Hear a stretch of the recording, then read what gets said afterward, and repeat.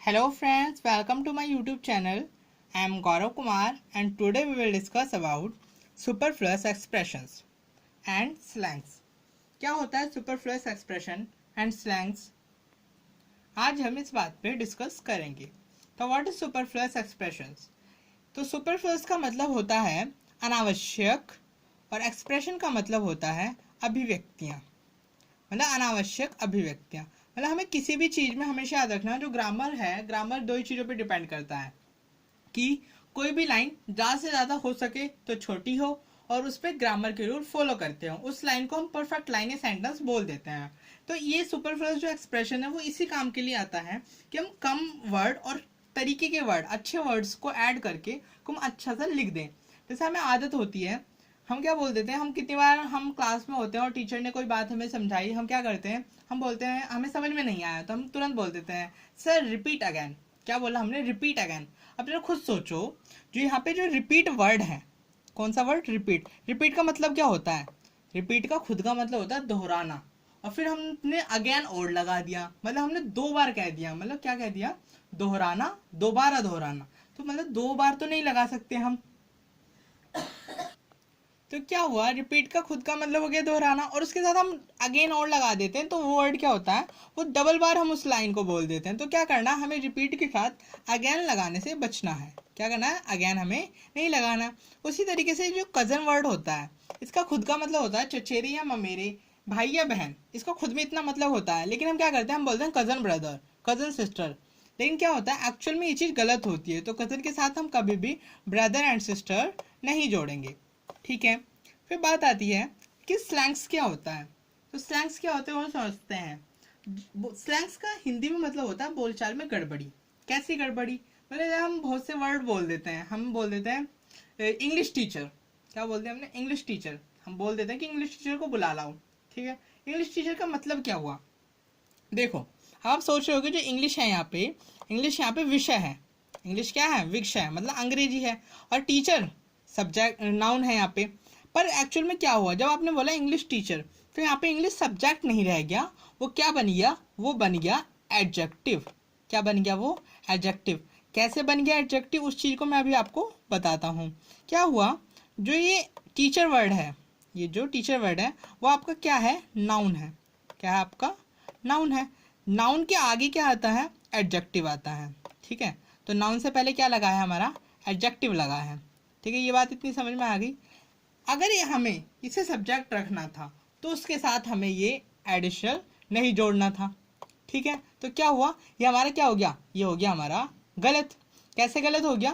क्योंकि English teacher कुछ नहीं होता है. इंग्लिश टीचर कुछ नहीं होता है. इंग्लिश टीचर का मतलब हो गया अंग्रेज अध्यापक. मतलब आपने किसकी टीचर की विशेषता बता दी. आपने किसकी विशेषता बता दी? टीचर की विशेषता. पर हम किसकी विशेषता, हम क्या बोलना चाह रहे थे? इंग्लिश का टीचर. तो हम क्या बोलेंगे नेक्स्ट टाइम से? The teacher of English. उसी तरीके से सेकंड है हमारा अकॉर्डिंग टू मी. आपने बहुत सी जगह देखा होगा लिखा होता है अकॉर्डिंग टू यू या according to her, according to the author. ऐसे हमने लाइंस पढ़ी होती है. तो हमें क्या लगता है, अगर हम अकॉर्डिंग टू मी लिख देंगे तो इसका मतलब हो जाएगा मेरे अनुसार. लेकिन क्या होता है, ऐसे लिखने पे ये गलत हो जाता है. क्यों गलत हो जाता है? क्योंकि हम लिख ही नहीं सकते अकॉर्डिंग टू मी. ये ग्रामर हमें अलाउड ही नहीं करती है कि आप अकॉर्डिंग टू मी लिख सके. हमें क्या लिखना होता है? इन माई ओपिनियन, मतलब मेरी दृष्टि में या मेरे अनुसार अगर हमें कहना है तो हमें क्या यूज करना है हमेशा? इन माई ओपिनियन. फिर हम कुछ क्वेश्चंस के थ्रू समझते हैं कि ऐसे कौन कौन से वर्ड्स हैं जो हमें ऐसे यूज नहीं करने चाहिए. तो फर्स्ट वर्ड है हमारा फाइनल कंक्लूजन. फाइनल का खुद में क्या मतलब होता है? फाइनल का मतलब होता है निष्कर्ष और कंक्लूजन का भी मतलब क्या होता है? निष्कर्ष. लेकिन बहुत बार हम दोनों वर्ड एक साथ रख देते हैं जिसकी वजह से हमारे मार्क्स कट जाते हैं. तो हमें हमेशा याद रखना, अगर फाइनल के साथ कंक्लूजन लगा मिलता है तो हमें फाइनल या कंक्लूजन में से किसी एक को प्रीफर करना है. पर हम फाइनल को प्रीफर ज़्यादा करते हैं और कंक्लूजन को हटा देते हैं. उसी तरीके से हम सपोज और इफ. सपोज का मतलब होता है यदि और इफ का मतलब भी होता है यदि. तो दो कारण वाले शब्द हम एक साथ नहीं लगा सकती, इसलिए हम सपोज के साथ इफ को काट देते हैं. तो हमें कभी भी नहीं लगाना है. फिर थर्ड आता है विद बैग एंड बैगेज. तो यहाँ से जो देखो ये बैग एंड बैगेज जो इतना है, ये क्या है कि ये ईडियम है. ईडियम है. अब मुझे इसका मतलब बता दो कमेंट बॉक्स में कि इस ईडियम का मतलब क्या होता है.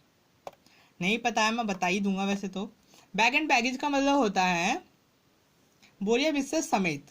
जब इसमें खुद में वर्ड आ गया समेत या साथ, क्या वर्ड आ गया, साथ, बोरिया बिस्तर के साथ। हम बोलते हैं ना कि जैसे हमें किसी को भगाना होता है, हमारे मम्मी पापा बोल देते हैं कि अपना बोरिया बिस्तर उठाओ यहाँ से निकल लो, ऐसा बहुत से हम बोल देते हैं। तो क्या होता है, विद, हम ऐसे क्या करते हैं, हम विद लगा देते हैं, लेकिन विद क्या होता है वो गलत हो जाता है, क्योंकि विद अलाउड नहीं होता, क्योंकि बैग एंड बैगेज खुद में पूरा कंप्लीट सेंस देता है बोरिया बिस्तर समेत। ठीक है, उसी तरीके से हमारा फोर्थ आता है सफिशिएंट एनफ। सफिशिएंट का मतलब और एनफ का मतलब क्या होता है, सफिशिएंट और एनफ दोनों एक ही कैटेगरी के वर्ड है, और दो सेम कैटेगरी के वर्ड हम एक साथ नहीं लगा सकते। सफिशिएंट का मतलब होता है काफ़ी है, और एनफ का मतलब भी होता है काफ़ी है, और हम दोनों वर्ड को एक साथ लगा देते हैं कि सफिशिएंट एनफ।